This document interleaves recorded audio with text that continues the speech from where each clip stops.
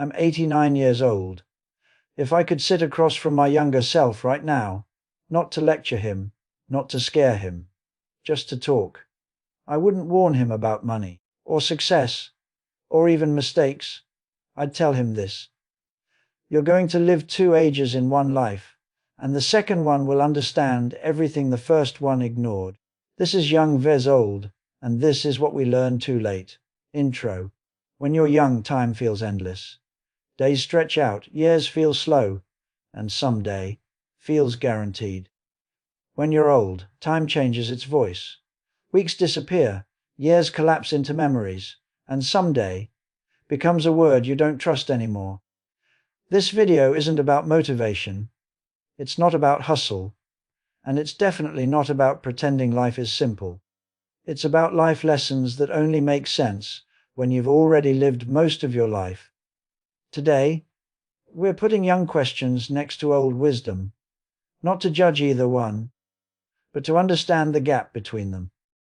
Because that gap is where regret is born, and where advice is usually ignored. When I was young, I thought time was generous. I said things like, "I'll call them later. I'll travel when things slow down. I'll take care of my health someday." Someday felt responsible. Someday felt smart. What I didn't realize was that someday is invisible. You don't see it arrive. You only notice when it's gone.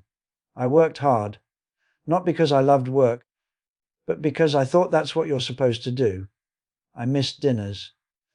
I postponed conversations. I skipped moments that didn't feel urgent. And none of those moments sent a reminder saying, this one mattered. When you're young, you ask, is this really that important right now? When you're old, you realize importance doesn't announce itself. The quiet moments, the boring ones, the ordinary ones, those are the ones that come back at night.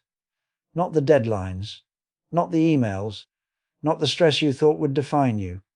Some mistakes are loud. They crash, they embarrass you, they teach you fast. But the worst mistakes, they're silent. They feel reasonable at the time. They make sense. They don't hurt until years later. I didn't ruin my life. I didn't make one massive mistake. I made thousands of small ones. Choosing convenience over connection. Choosing comfort over honesty. Choosing pride over vulnerability. None of those felt dangerous. That's the problem. If you're young and listening to this, you might be thinking, that sounds dramatic. I thought so too. Until one day you wake up and realize your life didn't turn out wrong. It just quietly turned out different than you imagined. Here's the truth about advice. Young people don't ignore advice because they're arrogant. They ignore it because it doesn't feel urgent. I remember older people telling me, slow down, call your parents, take care of your body. I nodded. I smiled. I did nothing. Not because I didn't respect them, but because pain hadn't introduced itself yet. Wisdom doesn't come from intelligence. It comes from consequences. You don't understand rest until exhaustion owns you. You don't understand health until pain moves in. You don't understand people until you lose one. In the next part, I want to talk about something even harder: regret. Not the dramatic kind, but the quiet, ordinary regret that lives in everyday memories. The kind that whispers, you knew better and still didn't act. This is young vs old, and this is only part one. Regret isn't what you think. When people hear the word regret, they imagine something dramatic. A ruined career, a bad marriage, a single decision that destroyed everything. That's not how regret usually works. Real regret is subtle, it's polite. It waits its turn. It shows up when life finally gets quiet, when the house is empty, when the phone stops ringing, when no one needs anything from you anymore. That's when regret clears its throat and says, can we talk now? The relationships you assumed were permanent. When I was young, I believed relationships were stable by default. Family would always be there. Friends would always understand. Love would always wait. So I treated people like background music. Important, but not urgent. I thought, they know I care. They'll understand why I'm busy. I'll make it up to them later. Later became years. Years became distance. Distance became silence. And silence is heavier than arguments. Young question: why do people drift apart? Old answer: because nobody notices it happening. Drifting doesn't feel like loss. It feels like life. There are names I still think about. People I meant to visit. Conversations I meant to have. Apologies I assumed weren't necessary. No one told me the window was closing. Because it doesn't slam shut. It narrows. Slowly, quietly. Until one day, you realize you're talking about someone instead of to them. Another thing no one warns you about. You can outgrow the version of yourself that made you successful. When I was younger, I became the responsible one, the provider, the strong one. People relied on me. I liked that. But roles have a cost. Once you're useful, people don't ask if you're happy. Once you're reliable, no one checks if you're tired. And after decades of being one version of yourself, you forget who you were before that role existed. I don't regret working hard. I regret not asking myself why I was working so hard. Was I building a life? Or avoiding one? Here's something uncomfortable. We don't repeat mistakes because we don't learn. We repeat them because they feel familiar. Familiar stress, familiar disappointment, familiar patterns. They're predictable. And predictability feels safe, even when it hurts. I stayed in situations longer than I should have. Not because I believed in them, but because leaving meant uncertainty, and uncertainty felt scarier than quiet unhappiness. Comfort is not peace. Peace feels open. Comfort feels closed.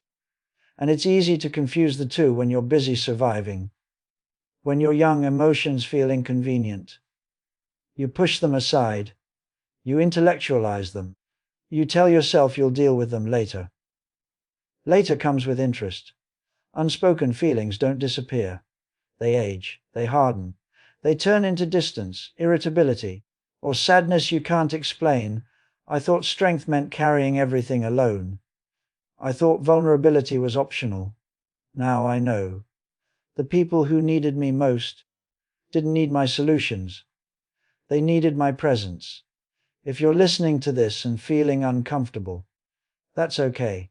This isn't meant to scare you. It's meant to slow you down, just enough to notice your life, while you're still inside it. In the final part, I want to leave you with something useful. Not advice you'll forget, but practical takeaways you can actually apply, even if you don't fully believe them yet. Not because I'm wiser than you, but because I've already paid the price for ignoring them. This is Young vs Old. And this was part 2. If you've stayed with me this long, I don't want to leave you with feelings. I want to leave you with choices. Not rules. Not commandments. Just small shifts, the kind that actually change a life.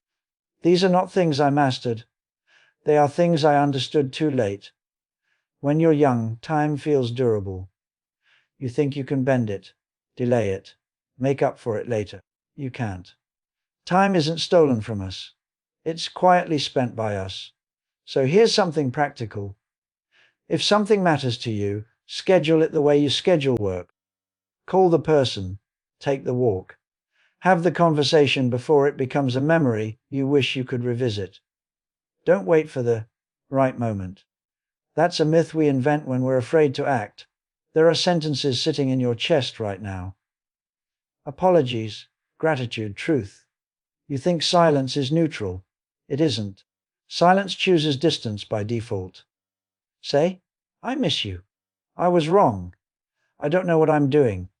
This matters to me. These sentences feel heavy when you're young. They feel priceless when you're old. I've never met an old person who regretted being honest. I've met many who regretted waiting. I spent years exhausted and proud of it. Being busy felt like proof of value.